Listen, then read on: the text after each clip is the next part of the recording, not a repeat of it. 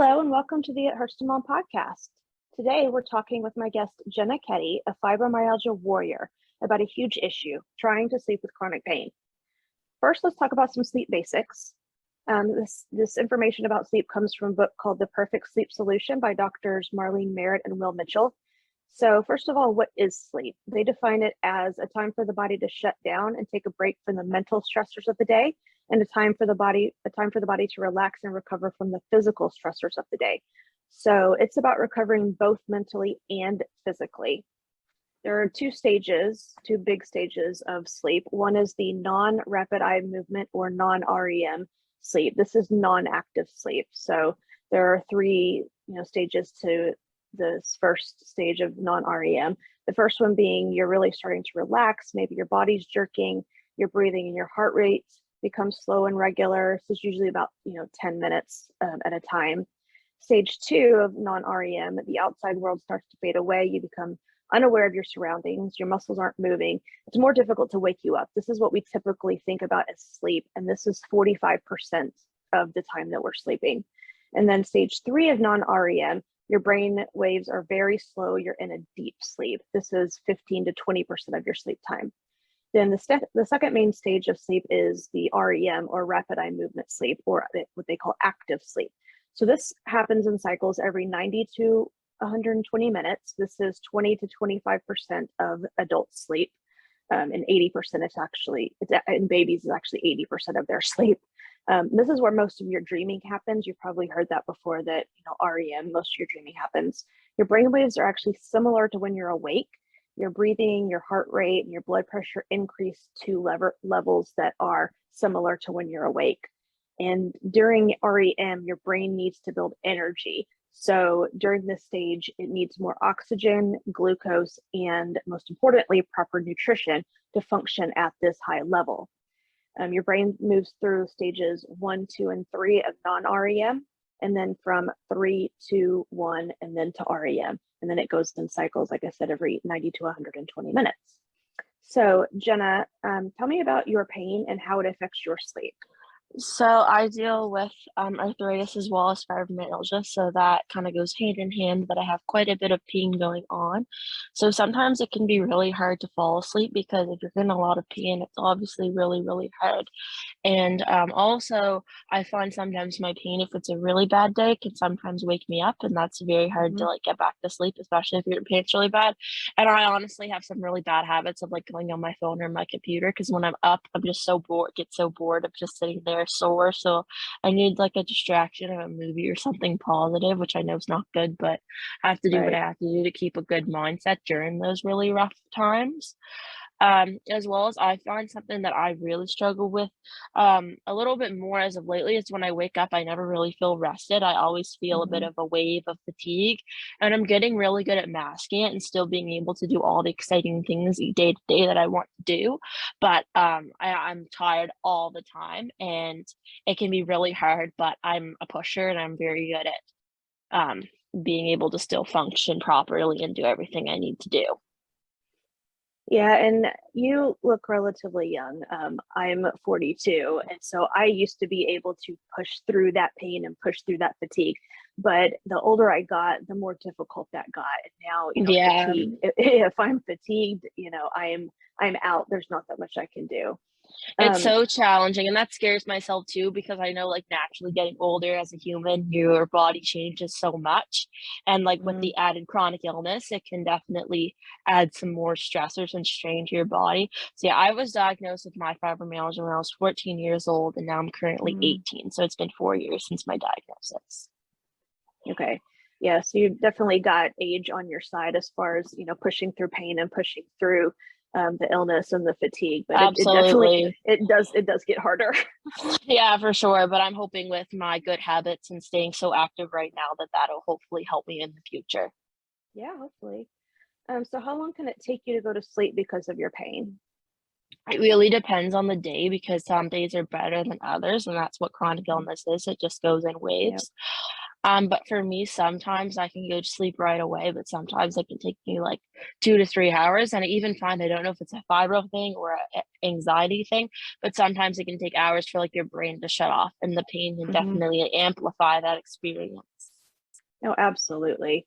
I've got severe anxiety, so laying down at night, just my brain just goes and goes and Yeah, it can be goes. so frustrating, and that's something I've dealt with since I was a kid. It's definitely gotten better as I've got become a teenager, but my chronic pain and from having a bad pain day, that anxiety just gets like way worse. Yeah. Yeah, mental health definitely becomes worse with, chronic illness that Absolutely. and vice versa. It's a cycle. How many hours do you think you're typically in bed, and how much of that time are you awake due to pain? So maybe like on a bad night. Again, it's really hard to say as some nights are worse than others, but on like a really bad night, it could be like I only sleep like 4 hours and then I Mhm. still want to get up and trot through my day because I don't want my illness to take me back in life at all. But I do find sometimes it can be like I usually try to aim for like 6 to 8 hours a night, which is like I think what's typically needed for an adult. Maybe a little bit more, but just like with my life and my schedule, it can be hard to get in those 8 to 10 hours. So 6 to 8 is what I aim for. So most nights, if I'm lucky, I get 7, which I think is better than most people my age when we're all so busy with life. Yeah, absolutely. Yeah, I lay in bed probably 10 hours in a night, but I wake up a lot, and a lot of times it takes me a while to go to sleep. So I'm definitely not asleep all 10 hours. And with chronic pain, chronic illness, I definitely don't wake up rested ever. I don't even Me know what that. either. It's so challenging. Absolutely. Um, so how often or how many times a night do you think pain wakes you up? Again, hard to say, but, like, sometimes if it's a bad time, like, I won't sleep at all, Mhm. but, like, sometimes it can be, like I say on a typical night for myself, it's, like, 2 to 3 times, like, I wake up, but I'm able to even some most of the time go back to sleep because I have a pretty good rhythm. Mhm. How does lack of sleep affect your mental health? Lack of sleep sometimes can affect my mental health because like, you need it, like, your rest time to refill your engine so you can be your best self. But I Mhm. find I do really well with, being able to just, I guess I said, like, push through and still accomplish everything I want to accomplish even without enough sleep, as difficult at it as it is. But I find sometimes, like, I find if I'm going through a really bad pattern where I'm not sleeping right, I tend to get, like, a lot crankier with my family and not be able to do as many things, and, like, I'm still very happy doing all the things I love doing when I'm in that state, but sometimes it can just everything can just feel more overwhelming and more frustrating, and in those times, I know, like, "Hey, maybe I should take a step back. I need to focus on my sleep self-care and focus on getting this better." I definitely go through not so good patterns and good patterns. It's just all finding out your pace and what you need at that time. Yeah, I was about to talk about how when I don't get enough sleep, consistently, I get irritable. So Yeah, yeah, it's so normal because it's like your brain literally can't function properly and your mood and your hormones and everything gets so screwed up and it's so hard to just be happy and cheerful all the time like I want to be. yeah. And then, with me, I've also, got depression. So when I don't get enough sleep, I become depressed about that and just frustrated and angry and anxious and all of those things. Yeah. Um, so let's see.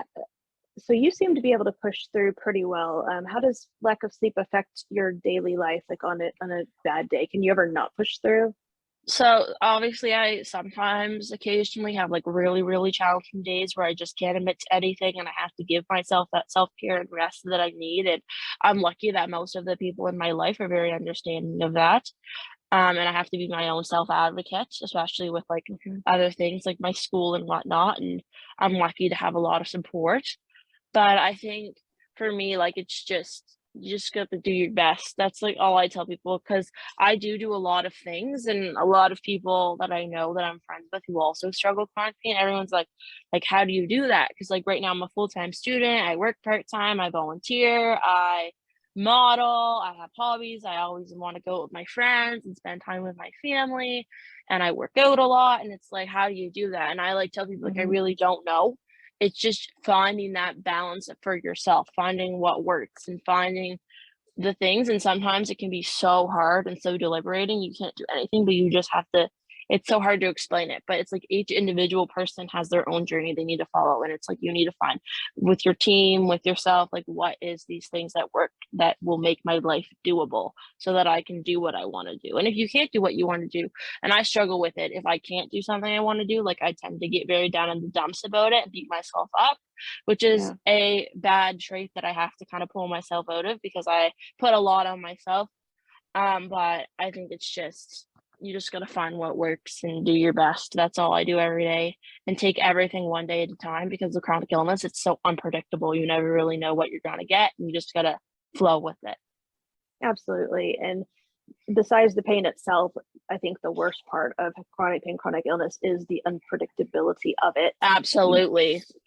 Yeah, and you're talking about balance. Now it's different for each person.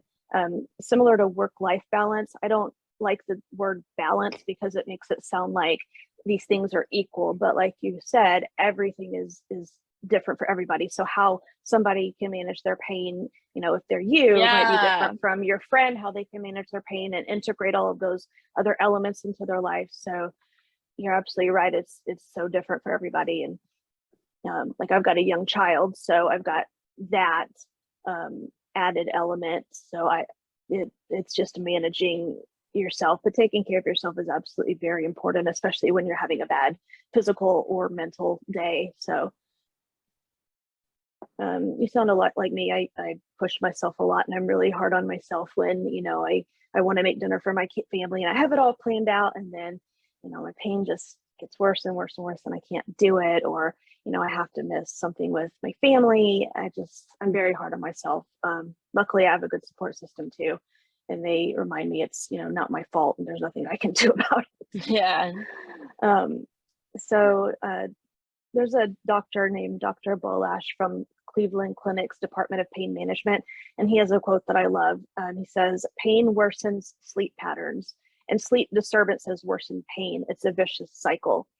So, going to sleep is often difficult because we're focused on the pain, and the pain can obviously wake us up. Maybe it's just we need to change positions, or maybe it's just there's not a good position.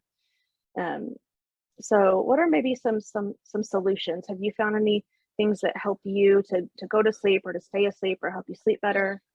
So some things that I have, again, like I can't really give good advice. I'm not a doctor, so I don't want anyone to take me seriously. These are just tried and true things from my life. Right. Um, but I like heat quite a lot. I have a heated bed, which I'm very fortunate to have, and I find that Oh, helps me a lot. I have magic bags, which I got on Amazon. That's the cheapest spot I found, and they are just microwavable and they're very durable, and I can microwave them multiple times in the day and they don't blow up, and they are wonderful. Also, just having a sleep space that's really comfortable for you. Obviously, I'm in my room right now, so I keep my room a very positive area for me and make it very comfortable and have it like the way that I want it. Because I know nowadays with like home decor and pressures, we can all feel pressured to make our bedroom look a certain way, but there's no one size fits all kind of thing. And with whatever space you got to sleep, make it for you if you can, like mm-hmm. do what makes it the most comfortable and best spot for you. Because I've also heard that like before from like doctors that if you have a messy or uncomfortable sleep space, it can make it even more challenging to go to sleep. So having a comfortable area has definitely been very helpful for me, as well as doing my best to keep my room as tidy as possible. It can be really hard because my room is very small and I own a lot of things, Mm-hmm. but trying to keep my room tidy is also very helpful. Again, just about that space being zen and relaxed and not a place you go into and are like, oh my God, there's laundry everywhere. I'm stressed out. So doing your best to keep things at bay is helpful for me.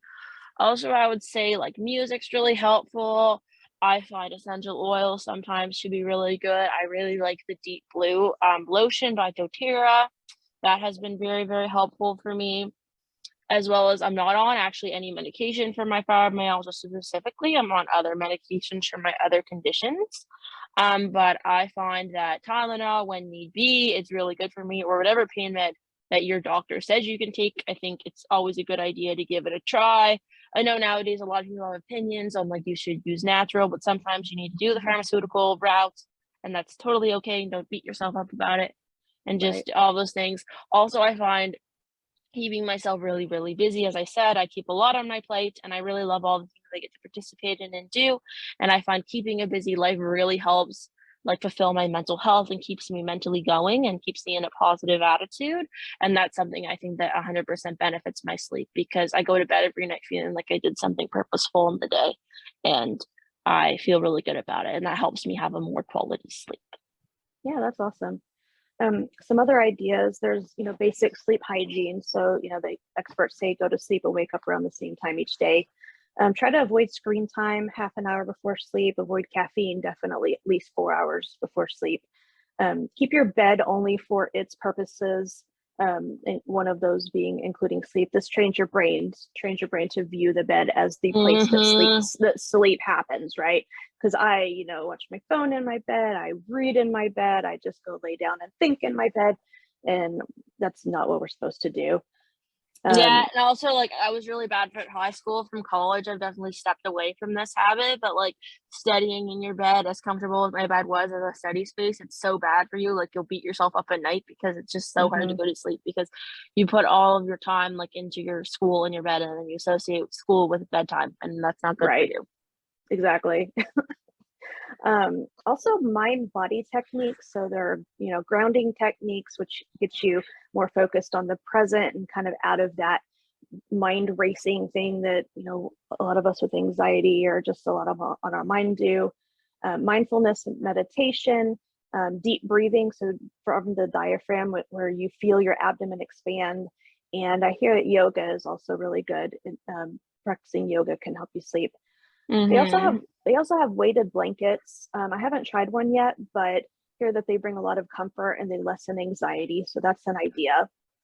As far as some natural supplements, there's melatonin, which is a natural hormone that your body already produces.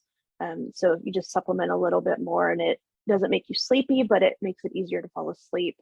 Magnesium citrate, valerian, chamomile. And now you can find CBD in a lot of places. Also Delta 8 and HHC, which come from the cannabidiol.